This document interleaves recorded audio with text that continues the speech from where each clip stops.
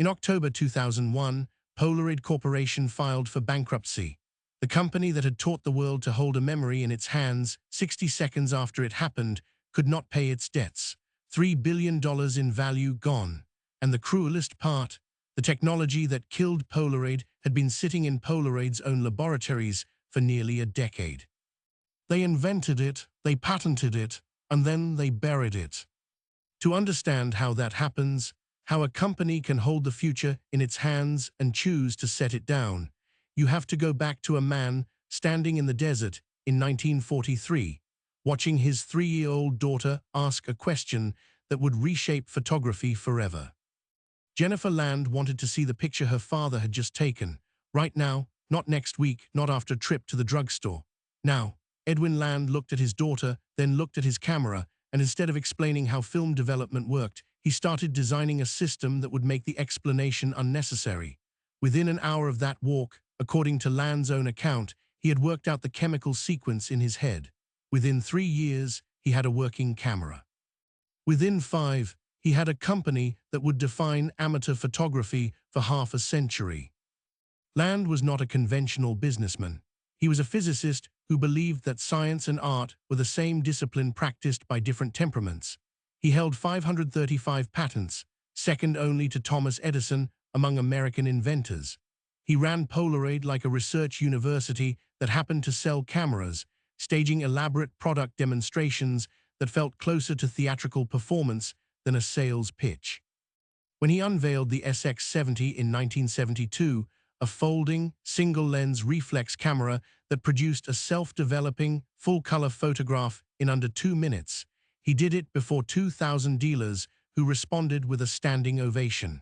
A standing ovation for a camera. By the mid-1970s, Polaroid employed over 20,000 people. Its headquarters in Cambridge, Massachusetts, was surrounded by the intellectual gravity of MIT and Harvard. The culture inside matched the surroundings, rigorous, confident, proud. Employees spoke of working for Polaroid the way scientists speak of belonging to a great institution. The stock had climbed so consistently that analysts treated it as a bellwether. The word Polaroid had become a verb in some languages.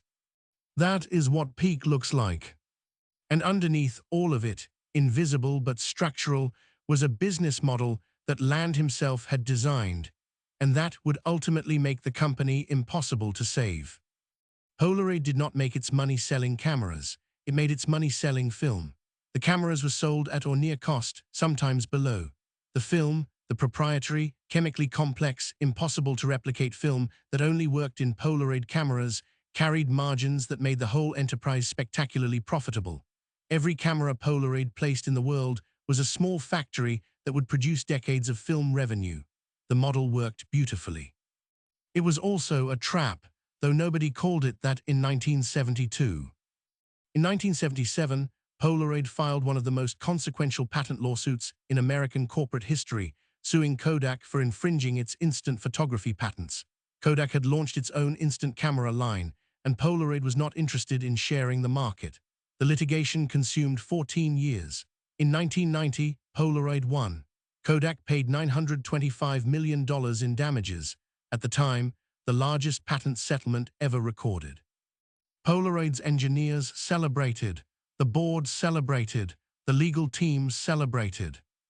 What almost no one focused on, in the warmth of that victory, was that Kodak had been forced to exit instant photography in 1986, leaving millions of Kodak instant camera owners with cameras that no longer had film. Those customers did not switch to Polaroid. Many of them switched to 35mm or to nothing. The litigation had cost Polaroid something beyond the legal fees. 14 years of management attention, 14 years in which the company treated its patent portfolio as its primary strategic asset, 14 years that ended just as a genuinely existential threat was materializing in semiconductor labs and software companies that had never heard of instant film. The threat had a name by then: digital imaging. Polaroid's engineers were not blind to it. In the late 1980s and into the early 1990s, a team inside Polaroid developed what would become a legitimate digital camera prototype. They understood charge-coupled devices. They understood that the resolution would improve, that storage would get cheaper, that the friction of film, buying it, loading it, developing it, running out of it at the wrong moment, was friction that consumers would abandon the instant a credible alternative appeared. The engineers wrote the memos, they made the arguments, some of them had the data. Management listened, and then management made a decision that seemed, in the context of 1992, entirely rational. The film business was generating revenue that the digital prototype could not come close to matching. Film carried gross margins that funded everything: the research, the salaries, the Cambridge campus, the legal battles, the executive compensation. A digital camera produced no film revenue. In fact, a digital camera was the single most efficient mechanism imaginable for destroying film revenue. Every digital photograph taken was a frame of Polaroid film that was never sold.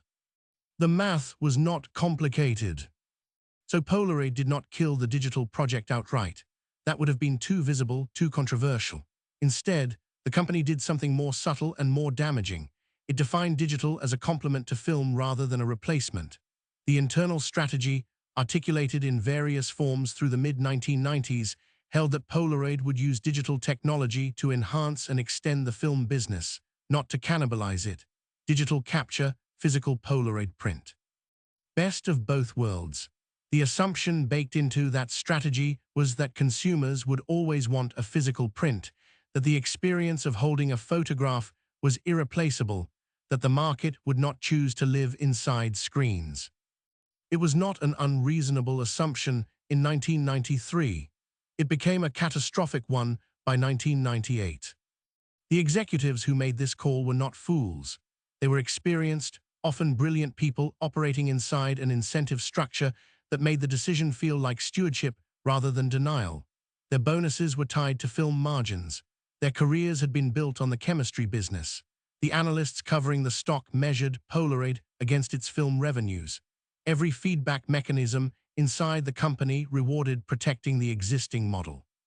Challenging it required not just intellectual courage, but a willingness to destroy the very thing that made Polaroid successful, to burn down the house in order to build a better one on the same land. That kind of decision almost never gets made from inside. Meanwhile, the outside moved fast. Kodak, humbled by its instant photography defeat, threw its considerable engineering resources at digital. Fujifilm began an aggressive digital transition that would ultimately save it. Sony and Casio and Canon entered the consumer digital camera market with products that improved, visibly and dramatically, every 18 months.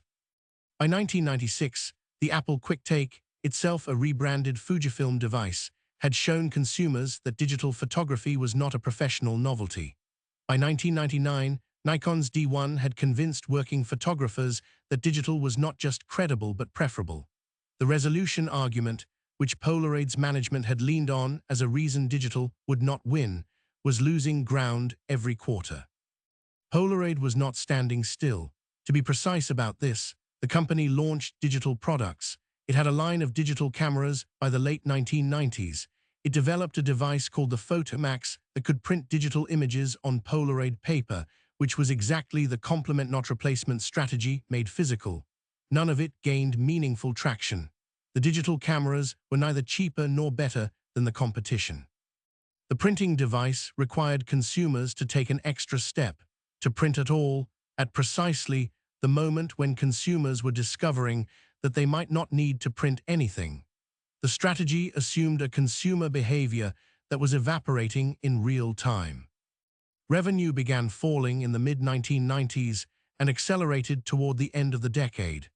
Film sales, which had been the engine of the entire enterprise, declined as consumers defected to digital formats that produced no physical print. Polaroid's debt, accumulated through the legal battles and through a leveraged buyout structure imposed on the company in 1988, when an investor named Roy Disney and others maneuvered to prevent a hostile takeover, that debt sat on the balance sheet like a stone. In good years, the film margins had serviced it easily. In years where film revenues fell 5, 10, 15%, the debt became something else entirely. The layoffs came in waves, thousands of employees through the late 1990s, then thousands more. The Cambridge campus, which had once felt like the center of a scientific civilization, began to thin. Executives departed. Gary Camillo, the CEO brought in to restructure Polaroid in 1995, pursued cost-cutting and brand licensing with genuine energy. But the structural problem, a business model built on a consumable that consumers were choosing to stop consuming, was not a cost structure problem. It was a gravity problem.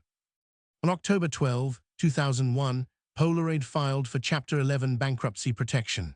The company listed $1.8 billion in debt. Approximately 6,000 remaining employees learned that their jobs were in immediate jeopardy. Retirees who had taken their pensions partly in Polaroid stock, because the company had encouraged them to, because the stock had always gone up, watched those positions approach zero. The physical assets, the brand, the patent portfolio that had once won nearly $1 billion in a single lawsuit were sold off in bankruptcy proceedings for fractions of their estimated value. The buyer of the brand, eventually, was a succession of holding companies interested primarily in licensing the Polaroid name to products Edwin Land would not have recognized. What remained of the Cambridge research operations scattered? Some of the engineers who had built the digital prototypes in the early 1990s, the ones who had seen it coming, went on to work at companies that would define the next 20 years of imaging technology. Their work did not disappear. It just stopped belonging to Polaroid. The lesson that Polaroid's story teaches is not the one you usually hear. It is not innovate or die, which is true the way eat or die is true, accurate, but not useful. The specific trap Polaroid fell into has a more precise shape. Polaroid's core competency, the thing it did better than anyone, the thing that made it worth billions, was built on a consumable. Film was not just a product. It was a recurring revenue stream that funded everything and shaped every decision. When a new technology threatened that stream, the company's intelligence was deployed not in honestly evaluating the threat, but in finding a way to make the threat compatible with the existing model. This is different from ignorance. Polaroid's engineers understood digital. The company held relevant patents. The failure was not informational, it was structural. The business model itself made an honest reckoning with digital photography nearly impossible, because an honest reckoning would have required management to look at the film margins, the source of their authority, their compensation, their identity, and say, these are going to zero, and we should accelerate that. No incentive structure in the history of American business has ever reliably produced that conclusion. And that is the thing worth sitting with. Not Polaroid's failure specifically, but the way any organization that is excellent at one thing will tend to use that excellence as a lens and a filter. The better you are at what you do, the harder it becomes to see the world in which what you do is no longer the point.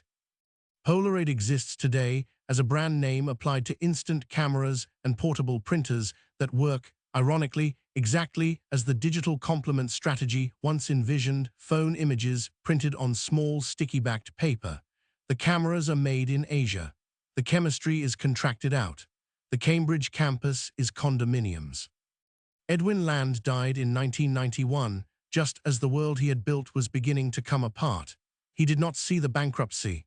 What he left behind was a company that had genuinely changed how human beings relate to their own moments, that had put the chemistry of memory into the hands of anyone who could afford a weekend at the beach. That achievement does not diminish. But the story of what Polaroid built and what Polaroid failed to protect suggests something uncomfortable, that the very act of solving a problem brilliantly can make you the last person capable of seeing when the problem has been solved by someone else. They invented instant gratification. They just couldn't survive it.